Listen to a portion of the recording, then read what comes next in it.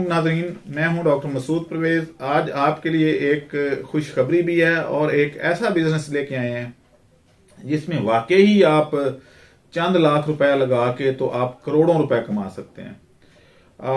लेकिन आपको थोड़ा सा टेक्निकल होना पड़ेगा।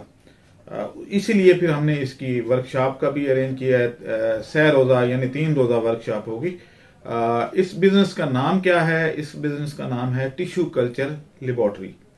अब टिश्यू कल्चर बेसिकली क्या है, पहले मैं थोड़ी सी इंट्रोडक्शन करा देता हूँ कि ये एक ज़रूरत क्यों पेश आई और इसमें कैसे आप इतने पैसे जनरेट कर सकते हैं।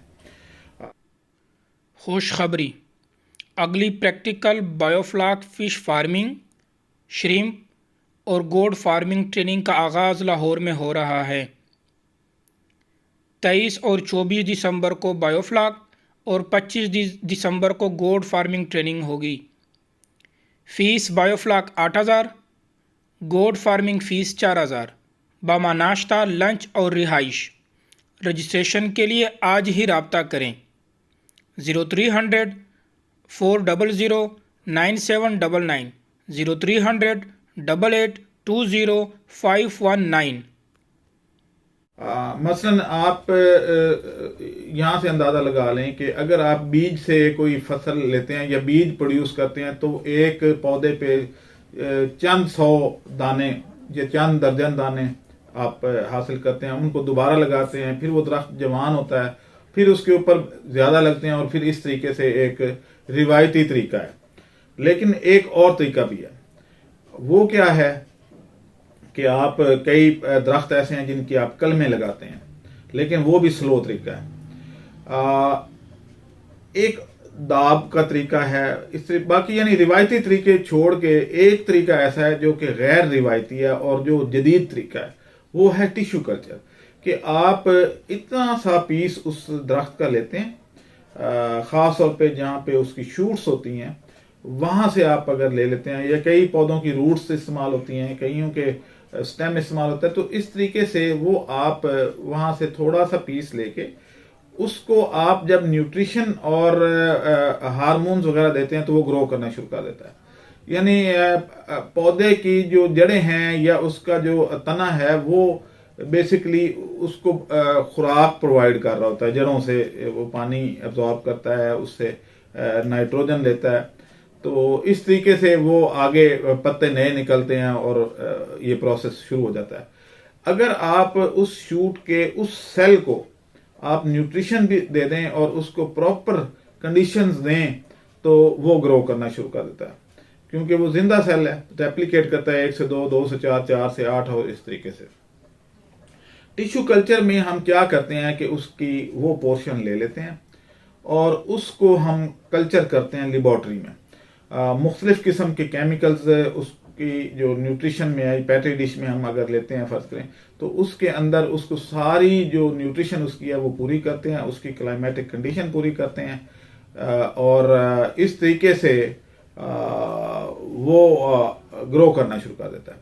अब जब ग्रो करता है तो उसमें आप यूं कह लें कि जब पंजाबी में या उर्दू में कि गुच्छा जब उसका बन जाता है, सेल ब्लास्ट करता है, बेसिकली वो बहुत ज़्यादा फैलना शुरू कर देता है, तो उस गुच्छे को जब आप छोटे छोटे पीस में करके मुख्तलिफ जगह पे डाल देते हैं पैट्री डिश में, तो वो उससे एक मुकम्मल पौधा हूबहू वैसा ही जैसा कि आपने पहले जिसका पोर्शन लिया था उसी तरीके से उसकी जेनेटिक्स होगी और इस तरीके से वो मुख्तलिफ पौधे उसमें से निकल आते हैं।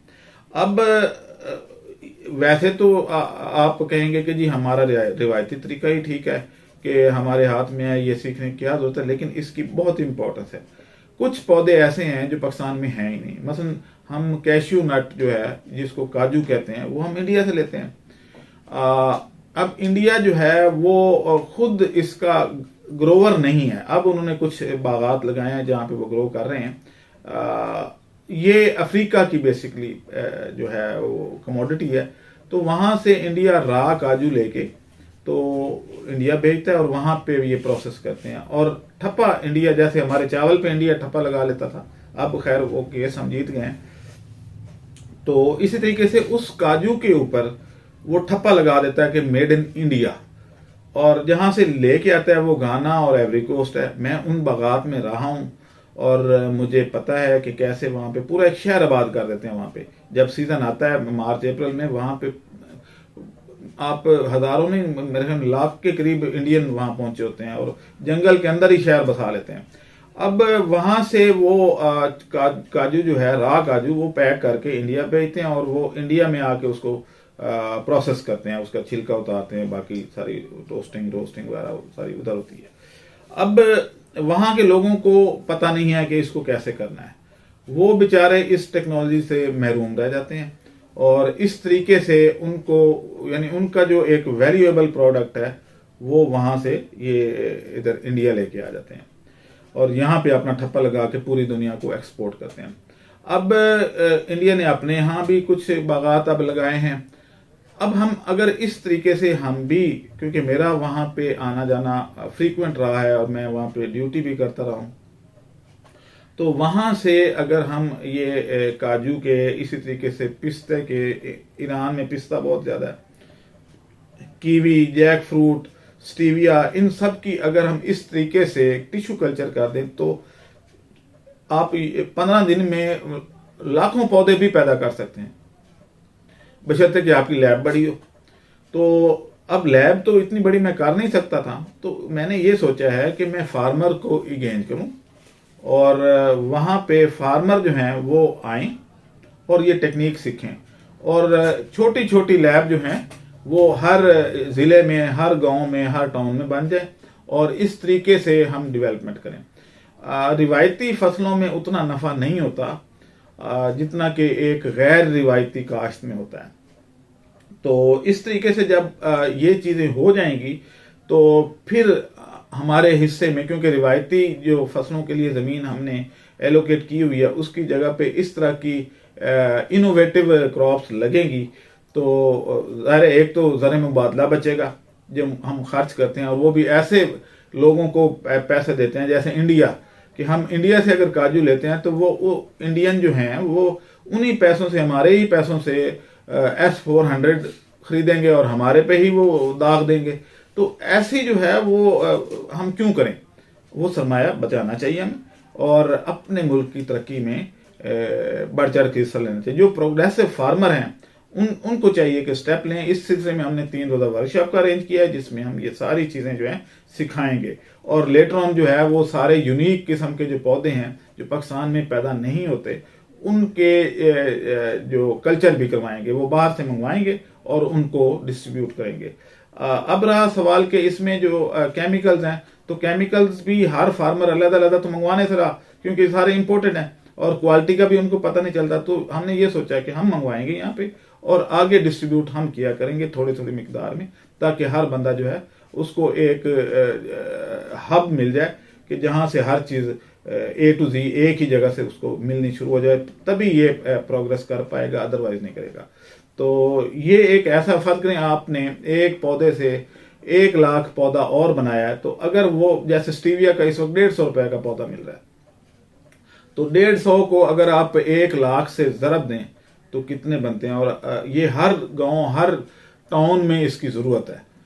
स्टीविया एक ऐसा पौधा है, आपको पता है कि जिससे शुगर जो है, शुगर की ज़रूरत नहीं रहती। तो एक तो शुगर माफिया को कंट्रोल करना आसान हो जाएगा और शुगर की डिजीज़ कम हो जाएगी और मीठे का शौक भी हम लोगों का बहुत ज़्यादा, वो भी पूरा हो जाएगा।